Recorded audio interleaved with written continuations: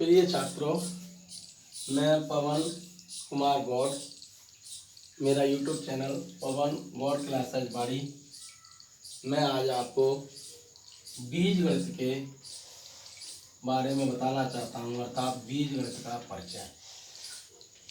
तो बच्चों, गणित में मुख्य भूमिका रखने वाला बीजगणित होता है। तो आज हम आपको बीजगणित के बारे में बताएंगे। तो देखो, चैप्टर शुरू करने से पहले बताते हैं कि बीजीय पद और बीजीय व्यंजक और के बारे में समीकरण तक बताएंगे, और आगे बहुपद भी बताएंगे, और आगे और भी वीडियो बनाएंगे, उसमें प्रश्न हल करना भी बताएंगे। तो बच्चों, बीजगणित में सबसे पहले हम आपको बताते हैं अचर राशि।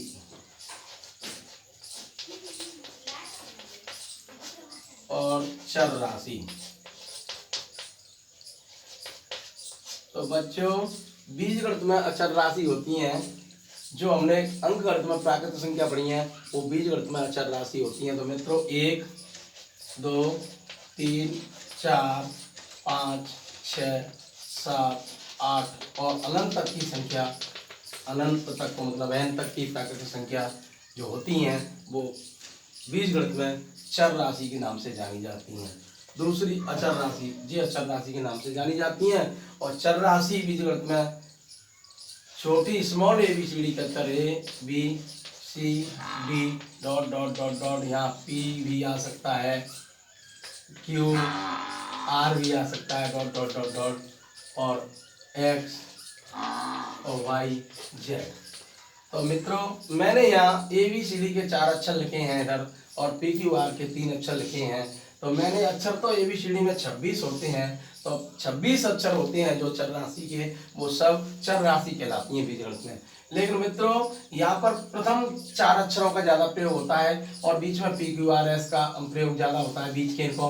और यहाँ पर XYZ का होता है, चलो W को भी मान लेते हैं। तो 4 अक्षर पीछे के होते हैं ज़्यादातर प्रयोग में, WXYZ। इस प्रकार से इनसे समीकरणों का प्रयोग ज़्यादा होता है। वैसे A से लेके और Z तक के 26 अक्षर अचर राशि कहलाती हैं। तो बच्चों, चर और अचर दोनों के अगर हम गुणा, भाग, जोड़ और घटाव करें, तो इनसे बनते हैं बीजीय व्यंजक। तो बच्चों, अगर हम 2 का 20 से गुणा करते हैं तो 2 भी बीजीय व्यंजक बन गया। इसमें 4 जोड़ दें तो ये बीजीय व्यंजक हो गया। ऐसे ही हम और उदाहरण ले सकते हैं, 3x - 5, या हम भाग में भी दे सकते हैं x/p -4, और ऐसे ही हम और भी ले सकते हैं z -7, या फिर डॉट डॉट डॉट डॉट अनेक। ये सब बीजीय व्यंजक हो जाते हैं। तो प्रिय बच्चों, बीजीय व्यंजक की परिभाषा हो गई चर और अचर राशि के मध्य में और भाग, जोड़, घटाव अर्थात गणितीय संक्रिया कराने पर, इनको गणितीय संक्रिया कहेंगे। तो बच्चों, चर और अचर राशि के मध्य संक्रिया कराने पर जो व्यंजक या राशि प्राप्त होती है, उसे हम बीजीय व्यंजक कहते हैं। तो बच्चों, यहाँ ये सब बीजीय व्यंजक हो गए। अब आते हैं बीजीय व्यंजकों के पद। तो बच्चों, जैसे पद, तो जैसे मैंने एक बीजीय व्यंजक ले लिया, जैसे 2b + 4। तो यहाँ हम देखते हैं ये एक पूरा बीजीय व्यंजक है, तो इसमें 2 पद हो गए। एक पद तो हो गया 2b, और दूसरा हो गया 4। तो ये चर राशि है और अचर राशि से गुणा हो रहा है, तो ये एक पद माना जाएगा पूरा। यहाँ प्लस का चिन्ह लग रहा है तो एक पद ही माना जाए, तो इसमें पद 2 हो गए। अब पदों के भी पेड़ आलेख कहेंगे, इसको क्या कहेंगे? पेड़ आलेख। पेड़ आलेख से हम इस व्यंजकों के और गुणनखंड कर रहे हैं, तो इसका 2 अचर और b चर हो गया, और इसका 4 का होगा नहीं। तो इस प्रकार से ये इसको हम पेड़ आलेख द्वारा भी समझ सकते हैं। तो ये इसमें पद हो गए। अब बच्चों, पद वाली बात आती है, और भी इसमें से, इसमें देखें हम, तो इसमें 2 पद हो जाएंगे।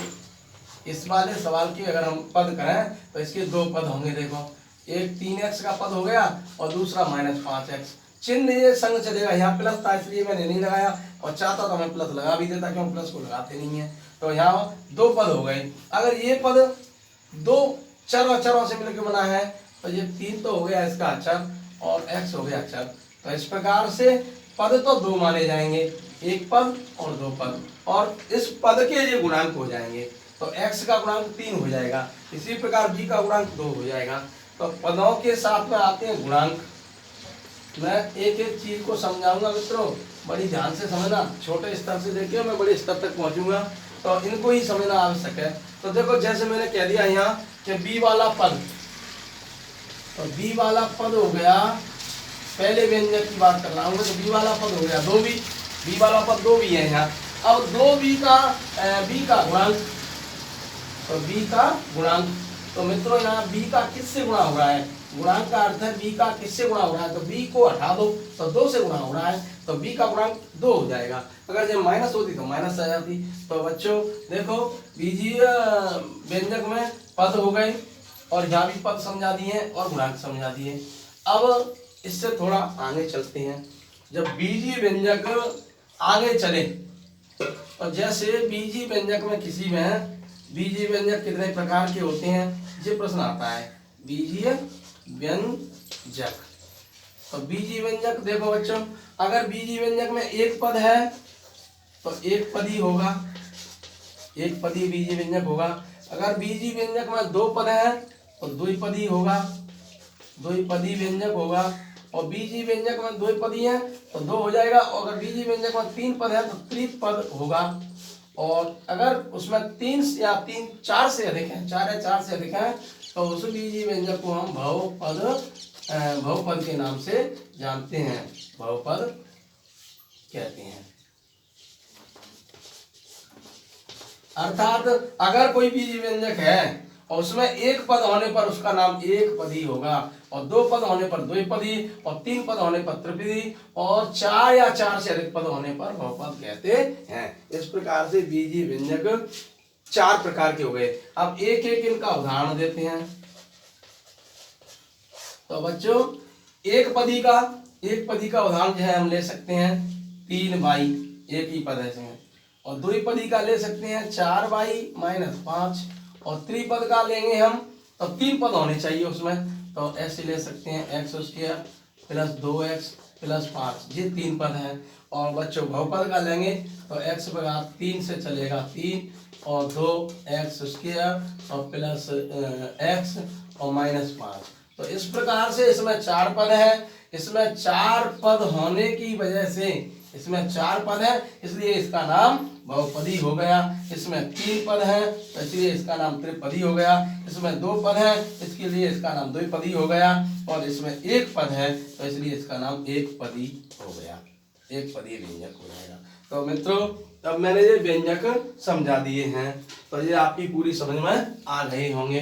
तो ये व्यंजक एक पदी, द्विपदी और त्रिपदी हो गए। अब इससे आगे चलेंगे हम, आप सभी ने देख लिया है, मैं इनको साफ करता हूं। अब आगे बताएंगे समीकरण का ज्ञान।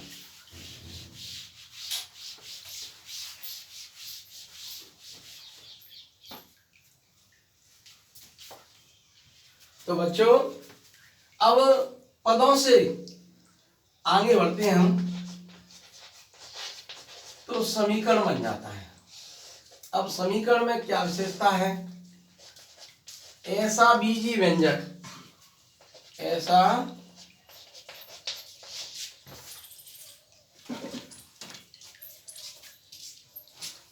तो बच्चों आज गर्मी बहुत है, तो ऐसा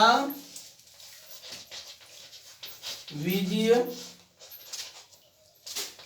व्यंजक जिसमें कम से कम एक चरपद हो तथा बीच में एक बराबर का चिन्ह हो बच्चों। अब बराबर का चिन्ह तो समका का भी चिन्ह कहते हैं, या समिका का चिन्ह होता है, उसे समीकरण कहते हैं। तो ध्यान से दोबारा सुनेंगे बच्चों, ऐसा बीजीय व्यंजक जिसमें कम से कम एक चरपद होना चाहिए, अर्थात एक चर राशि होनी चाहिए, तथा बीच में एक बराबर का या समका का चिन्ह होना चाहिए। बराबर और समका एक ही है, यहाँ ऑब्लिक भी लगा सकते हैं। तो बच्चों समीकरण की पहचान हो गई और समीकरण की उदाहरण देता हूं मैं।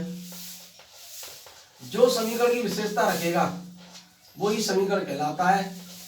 जैसे मैंने उदाहरण दे दिया 2x + 5 = 14। तो देखो मित्रों, ये मैंने एक बीजी व्यंजक लिखा है और इस इधर मैंने अचर राशि लिखी है। तो इधर वाले पक्ष, ये पक्ष उसमें 2 हो गए समीकरण में। देखो ये तो चर राशि हो गई, ये चर पद हो गया x वाला, और चर राशि x हो गई उसकी, और जी अचर पद हो गए 2, लेकिन बीच में क्या लगाया, बराबर का चिन्ह लगाया।